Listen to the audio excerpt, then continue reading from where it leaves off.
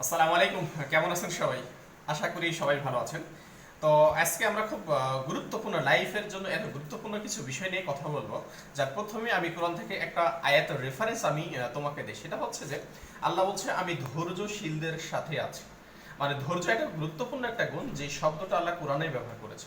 তো আমি তোমাকে যেটা বলবো, তুমি যদি তোমার জীবনে সফল হতে চাও, ভালো কিছু অর্জন করতে চাও, এই সফলতা শুধু পৃথিবীর সফলতা না, যদি তুমি ইহকাল এবং পরকাল মানে দুনিয়া এবং আখিরাত উভয় জায়গাতে যদি সফল হতে যাও, তোমার যে গুণগুলো থাকতে হবে তার প্রথমে থাকছে সেটা হচ্ছে তোমার ধৈর্য।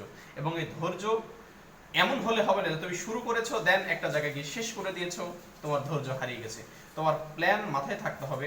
তুমি যেখান থেকে শুরু করেছো একবারে শেষ অবধি, মানে একবার জীবনের শুরু থেকে শেষ পর্যন্ত তোমার চেষ্টা চালিয়ে যেতে হবে। মানে চেষ্টার নির্দিষ্ট কোনো সময়ের বাধ্যবাধকতা নাই যে ওই সময় মানে ওভারকাম করলে তুমি আর ওইটার জন্য চেষ্টা করতে পারবে না। আমি তোমাকে বলবো, জীবনের শেষ সময় পর্যন্ত, শেষ নিঃশ্বাস ত্যাগ করার আগ মুহূর্ত পর্যন্ত তোমাকে পরিশ্রম চেষ্টা চালিয়ে যেতে হবে।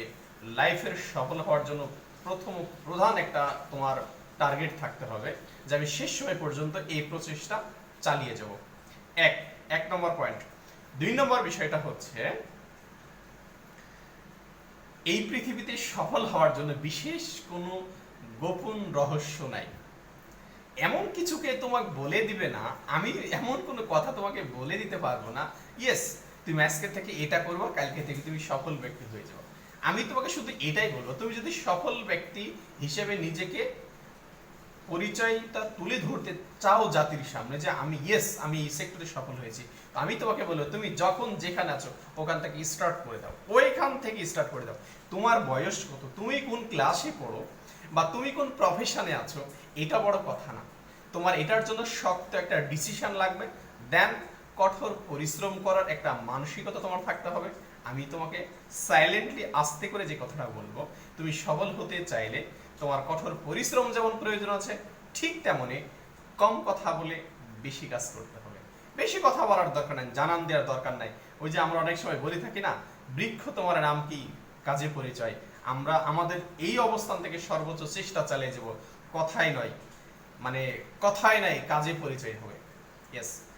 3 নম্বর অপশন হচ্ছে,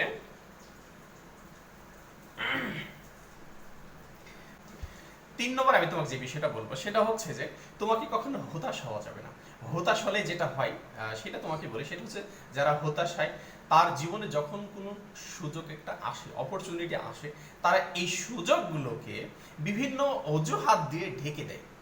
আর তুমি যদি একজন সফল ব্যক্তি হতে চাও, তুমি যদি একজন আশাবাদী ব্যক্তি হিসেবে নিজেকে দাবি করো, তুমি যে কোনো প্রতিকূলতার মাঝে, যে কোনো সমস্যার মাঝে, যে কোনো অসুবিধার মাঝে তুমি ওখানেও একটা সফল হওয়ার সুযোগ তুমি খুঁজে পাবে। ওখানেও দেখবো যে তুমি সফল হওয়ার জন্য ভালো একটা সুযোগ তোমার জন্য অপেক্ষা করছে। সো আমি তোমাকে যেটা বলবো, কখনো কোনো অবস্থাতেই হতাশা যারা আছে, যারা জীবনে হতাশ হয়ে বসে আছে, তাদের সিরিয়ালে নামটা লেখা যাবে না।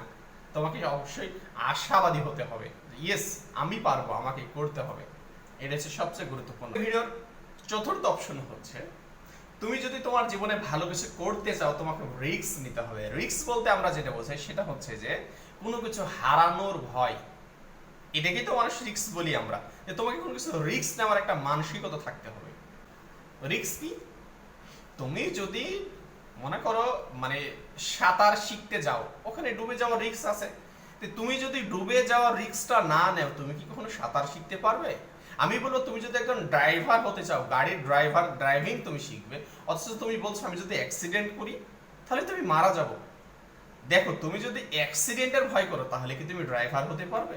তুমি যদি মনে করো আমার স্বপ্ন আমি পাইলট হব, অথচ তুমি বিমান থেকে পড়ে ক্র্যাশ হয়ে পড়ে মরে যেতে পারো, তোমার মধ্যে এই ভয় আছে, নেভার, তাহলে তুমি কিন্তু পাইলট হতে পারবে না। আমি তোমাকে বলবো, জীবনে রিস্ক নেওয়ার একটা মানসিকতা থাকতে হবে যদি তুমি সফল হতে চাও। এটা অত্যন্ত গুরুত্বপূর্ণ একটা কাজ, যে তোমাকে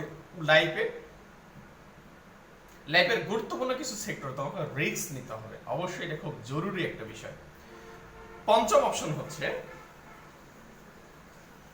তুমি যেখানে দাঁড়িয়ে আছো, তুমি যে অবস্থানে আছো, তোমাকে ওইখান থেকে স্টার্ট করতে হবে। তুমি যেখানে মনে করছো যে আমি একটা কাজ শুরু করেছিলাম, আমি কিন্তু ওখানে ঠেকে গেছি, আমি ওখানে ব্যর্থ হয়েছি, ইয়েস, ওটা বাদ। তোমাকে নতুন করে শুরু করতে হবে। তার কারণ কি জানো? মানুষের এই জীবন যুদ্ধটা, এর যেন একটা জার্নি, এটা থামে না।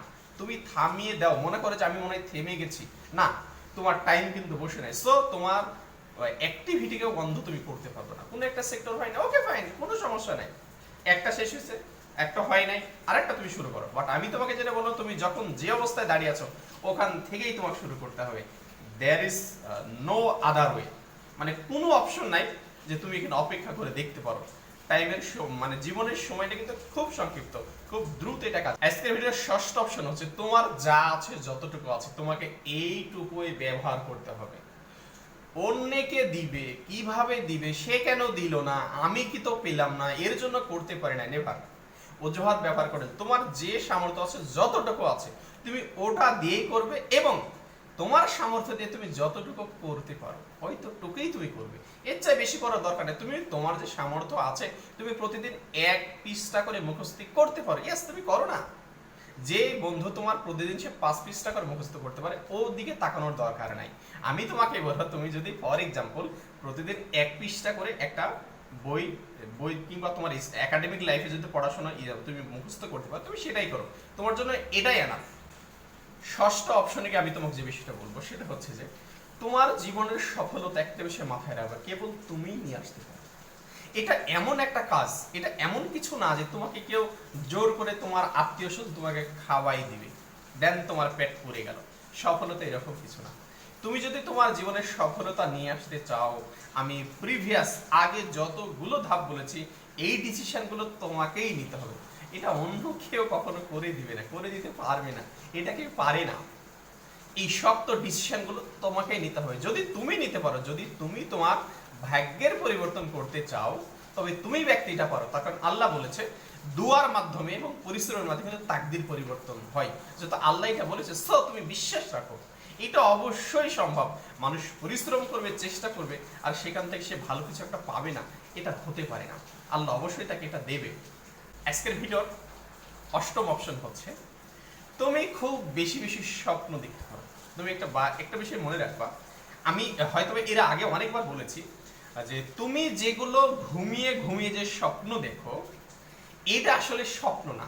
স্বপ্ন হচ্ছে ওইটাই যেটা তোমাকে ঘুমাতে দেয় না। ইয়েস, আমি আবার বলি, স্বপ্ন সেইটা যেটা তোমাকে ঘুমাতে দেয় না। আর তুমি ঘুমের মধ্যে যেটা দেখো, এটা আসলে স্বপ্ন না। স্বপ্ন ওইটা যেটা তোমাকে ঘুমাতে দেয় না। সো তুমি যেটা জেগে জেগে তুমি যেটা দেখো, তুমি এটা বিশ্বাস রাখো, ওইটা বাস্তবায়ন করার ক্ষমতাও তোমার মধ্যে আছে। তুমি শুধু একটা চেষ্টা করো। তুমি যে স্বপ্নটা দেখেছো, তুমি এসে খাতায় লিখে ফেলো, দেন ওটা টাইম নির্ধারণ করে ফেলে এবং অ্যাকশন শুরু করে, এটা একটা সময় তোমার লক্ষ্যে পরিণত হয়ে যাবে।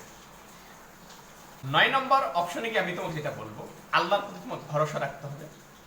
2 নম্বর অপশন হচ্ছে তুমি আল্লাহ পাকের ভয়ে যেগুলো ছেড়ে দিবে, যে ইয়েস, আল্লাহ পাক আমাকে এটা নিষেধ করেছে, আমি এটা করব না, এটা আমাকে করতে বলেছে, আমি করব। তুমি যদি তার ভয়ে যত কিছু ছেড়ে দিবে, এর বরকত তো স্বরূপ, মানে তুমি যে ছেড়ে দিয়েছো এর বরকত স্বরূপ এত বেশি পাবে, আল্লাহ পাক তোমাকে এত বেশি দিবে যেটা ছিল তোমার কল্পনা। আমি আমার জীবন তো সে একাধিক দিন দেখেছি যে হয়তো আমার কাছে তার বিন্দু মাত্র করার সামর্থ্য নাই, বাট আমি তারপর ভরসা করি, এর প্রতিফল আমি আমার জীবনে পেয়েছি। তুমি বিশ্বাস করো, তুমি যদি একনিষ্ঠভাবে তারপর ভরসা করতে পারো, সে তোমাকে অবশ্যই দিয়ে দেবে। 10 নম্বর অপশন হচ্ছে তুমি এই সমাজে এমন একটা শ্রেণীকে পাবা যারা নিজে অসৎ এবং অন্যকে শুধু অসৎই পাবে।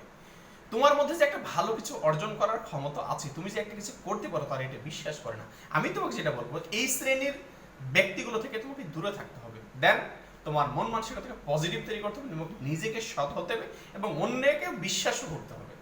অবশ্যই শর্ত সাপেক্ষে বিশ্বাস করতে হবে, এটা খুব অত্যন্ত জরুরি। যে ঢালাওভাবে সবাইকে বিশ্বাস করা যাবে না। বা সর্বশেষ অপশন হচ্ছে এটাই যে তোমাকে নিজেকে সৎ হতে হবে এবং অন্যের সম্বন্ধে তোমাকে একটা পজিটিভ ধারণা রাখতে হবে। তো আশা করি আজকের ভিডিও থেকে তোমরা অবশ্যই কিছু না কিছু শিখতে পারবে। যদি আমার ভিডিওটা, আমার ইনফরমেশনগুলো তোমার কাছে ভালো লেগে থাকে, আমার চ্যানেলটিকে সাবস্ক্রাইব করে আমার পাশেই থাকবে। দেন একটা কমেন্ট করে আমাকে জানিয়ে দিবে ভিডিওটা কেমন হয়েছে। তো আজকের মতো এখানে বিদায় নিচ্ছি।